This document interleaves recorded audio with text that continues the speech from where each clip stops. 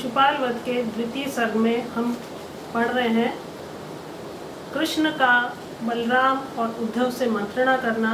और मंत्रणा किस लिए कि वो उनके सामने दुविधा है कि कौन सा कार्य पहले करें। एक तो है राजसूय यज्ञ में जाना और दूसरा शिशुपाल पर आक्रमण करना। और इसीलिए इस असमंजस से बाहर आने के लिए वो अपने भाई और उद्धव से चर्चा करना चाहते हैं। जब वो चर्चा के लिए ये बिंदु रखते हैं तब पहले बलराम अपना कथन करते हैं और वो अपने तर्कों के माध्यम से या दुष्परिणामों को बताते हुए सारी बातें वो शत्रु के विरोध में करते हुए ये कहते हैं कि शत्रु का विनाश ही उचित है इस समय पहले करना। और उसी क्रम में आज हम आगे पढ़ रहे हैं 54वां, 55वां और 56वां श्लोक। तो 54वां श्लोक है चतुर्थोपाय साध्येतु रिपौ सांत्वम अपक्रिया स्वेद्य माव ज्वरम प्राज्ञः को अंबसा परिशिंचति। शत्रु के लिए कौन सी नीति उपयुक्त है उसके विषय में यहाँ पर बलराम कह रहे हैं। चतुर्थोपाय साध्ये रिपौ सांत्वम तु अपक्रिया। चतुर्थोपाय साध्ये, जो 4 उपाय बताए गए हैं साम दाम दंड और भेद, उसके विषय में यहाँ पर बात की जा रही है कि जो चतुर्थ उपाय से साध्य हो सकता है। चतुर्थ उपाय अर्थात दंड नामक चौथे उपाय से जिसे साध्य किया जा सकता है या वश में किया जा सकता है, ऐसे रिपौ, ऐसे शत्रु के विषय में सांत्वम तु, साम नीति का प्रयोग करना, अपक्रिया, स्वयं का अपकार करने के लिए ही होता है। तो यहाँ इस श्लोक में चतुर्थोपाय, दंड नीति से जिसे वश में किया जा सकता है या जिस शत्रु को हराया जा सकता है, उसके लिए सांत्वम क्रिया, जो साम उपाय है उसका करना स्वयं के लिए अपकार का सूचक होता है।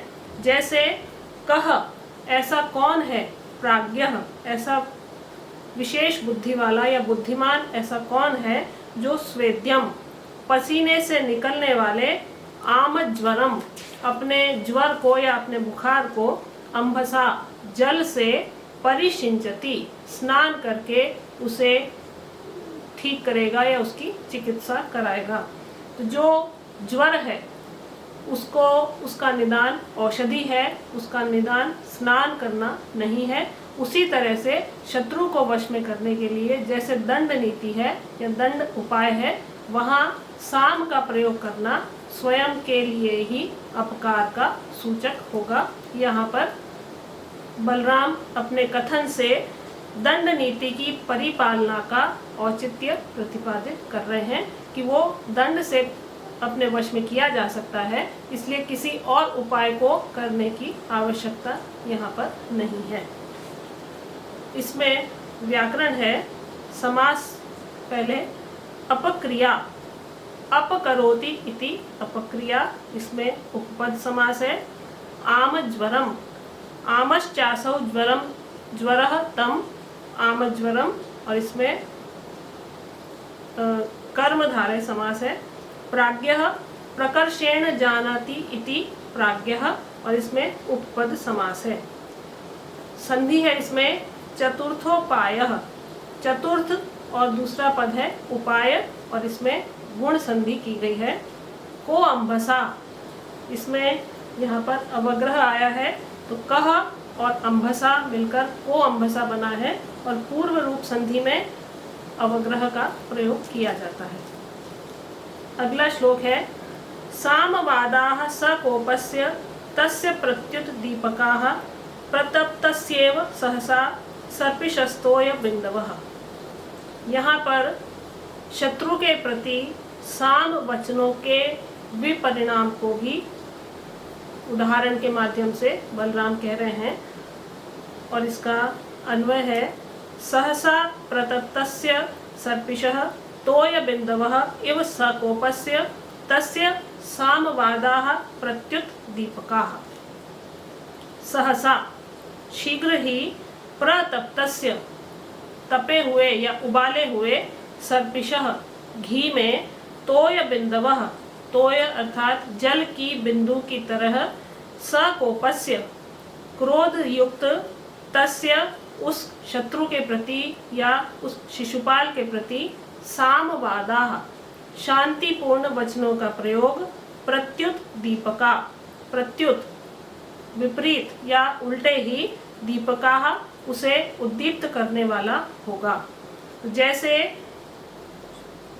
गरम घी में जब जल का बिंदु पड़ जाता है तो उसमें से तड़ तड़ की ध्वनि आती है, उसी तरह से यहाँ पर ये बताया गया है कि जो क्रोधित या बहुत उद्दीप्त जो है वो शिशुपाल है, और उसके प्रति यदि हम अभी शांति वचनों का प्रयोग करेंगे तो वो उसे शांत नहीं करेगा बल्कि उसे और उद्दीप्त कर देगा। इसलिए जल के बिंदु के माध्यम से यहाँ बलराम कृष्ण को समझा रहे हैं कि हमें शांतिपूर्ण वचनों का या साम नामक उपाय का प्रयोग यहाँ नहीं करना है, बल्कि शिशुपाल को उसका परिणाम दिखाना है या उसका वध करना है।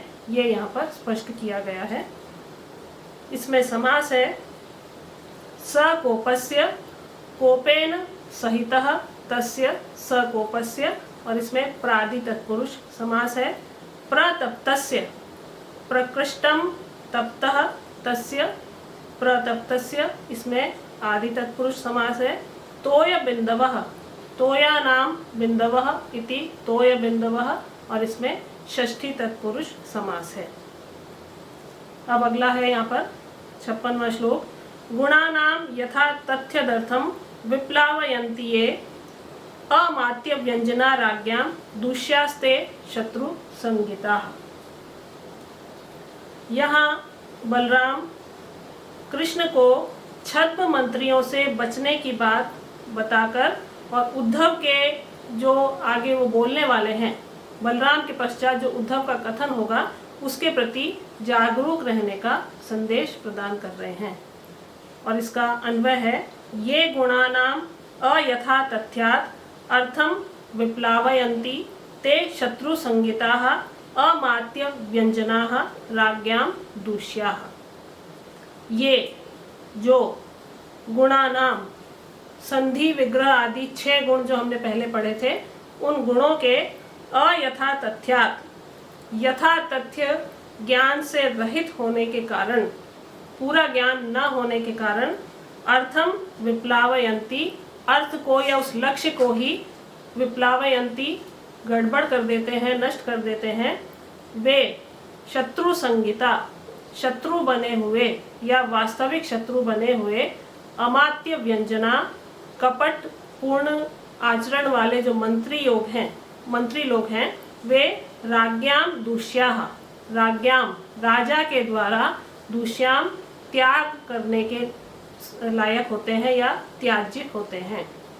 तो जो मंत्री उचित सलाह नहीं देते हैं या गुणों का प्रयोग करने की सलाह नहीं देते हैं, वे राजा को पथभ्रष्ट कर देते हैं। और ऐसे जो कपटी मंत्री हैं, जिनके आचरण में ही कपट है या जो केवल स्वार्थ साधन करना चाहते हैं, ऐसे मंत्रियों को राज्ञां दूष्याः, राजा के द्वारा त्याग कर देना चाहिए या उनसे किसी भी तरह का परामर्श नहीं लेना चाहिए।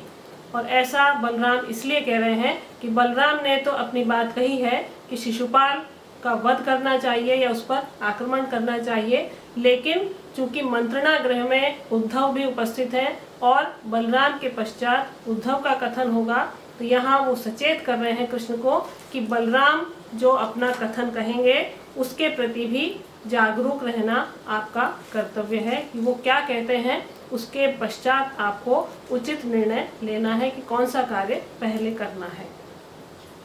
इसमें समास है अयथा तथ्यात्, न यथा तथम तस्य भावः तस्मात् अयथा तथ्यात्, और इसमें नए तत्पुरुष समास है।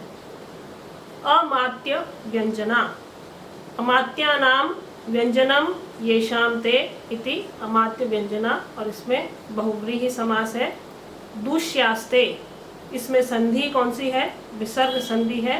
दूष्याः और ते, इनको मिलाकर संधि जो की गई है दुष्यास्ते, विसर्ग का स हो गया है और ये विसर्ग संधि का उदाहरण है। तो बलराम बिल्कुल दृढ़ प्रतिज्ञ है कि कृष्ण को शिशुपाल से बदला लेना ही चाहिए और इसके लिए अनेक तर्कों के माध्यम से और उसके प्रति यदि क्षमाशील है तो उसके दुष्परिणाम के माध्यम से अपनी बात को कृष्ण के समक्ष रख रहे हैं।